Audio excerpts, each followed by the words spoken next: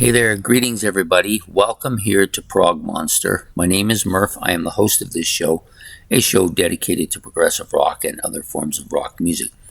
So we're recording day number 15, episode number 15, battle number 15 in the first round, of course, for the series for the month of September.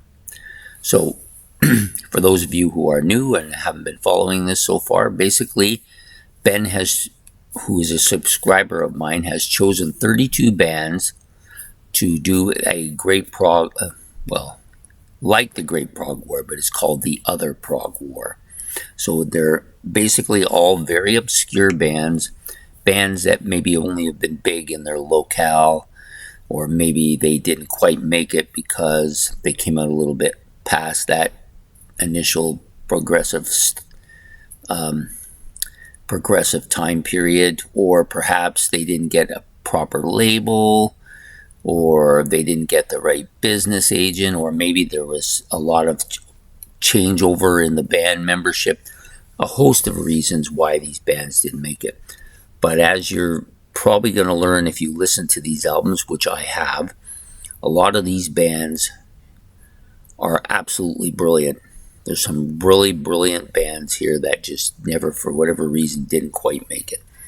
So today we have two more. These are very different. This is one of the most different ones I've done so far. I have to admit up front, I enjoyed both of these bands quite a bit.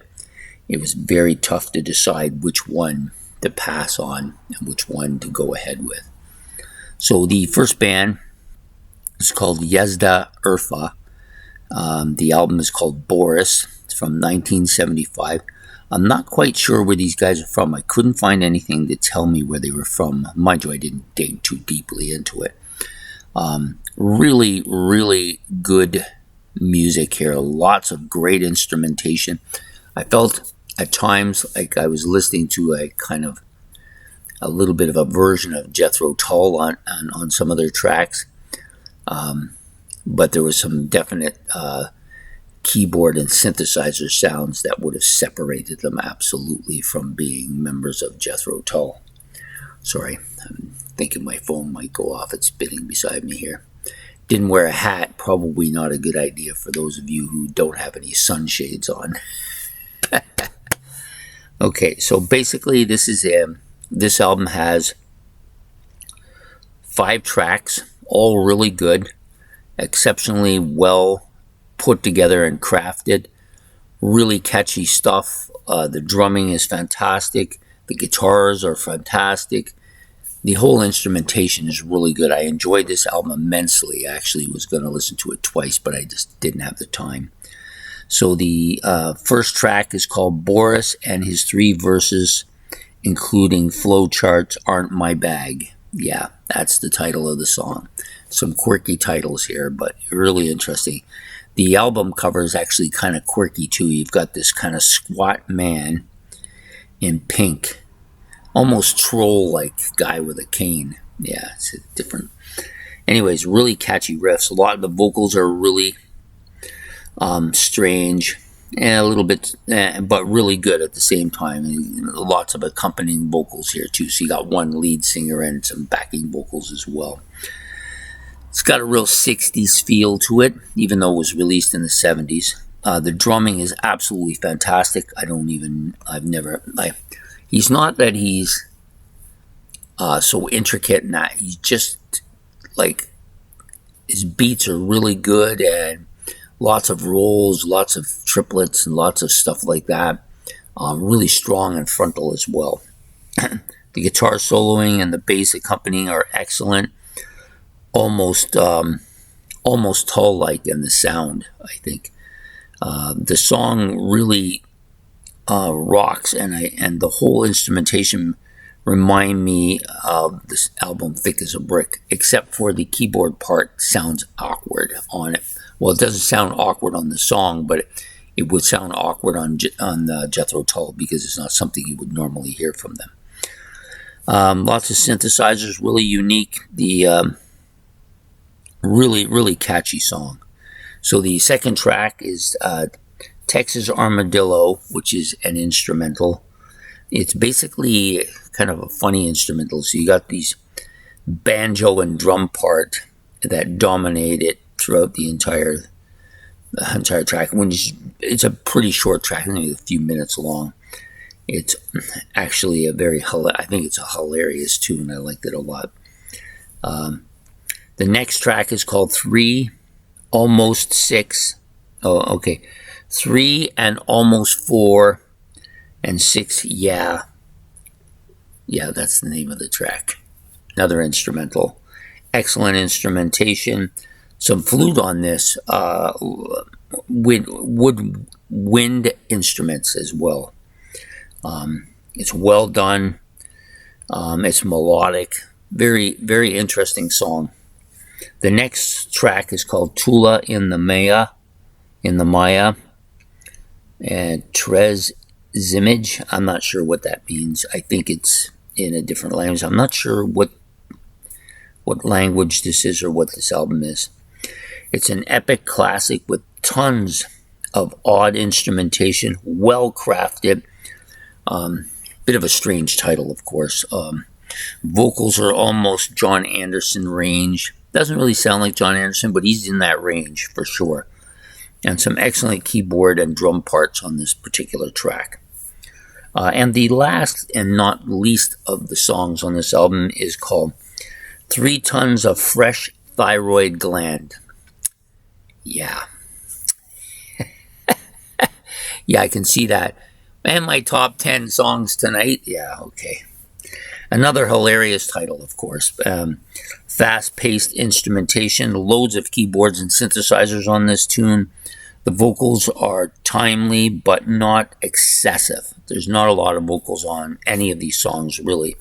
And the flute playing is absolutely stellar on this particular track. I really liked this album a lot.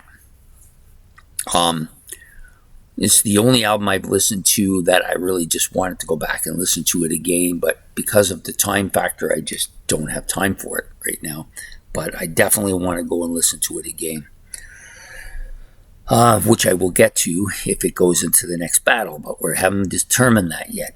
So the next album was called, or the next band was called Mandala. It's called the Mandalaband. The album is, I'm going to screw this up, Om Mani Padmi Hum. That's the name of the album, I believe. These guys are Tibetan.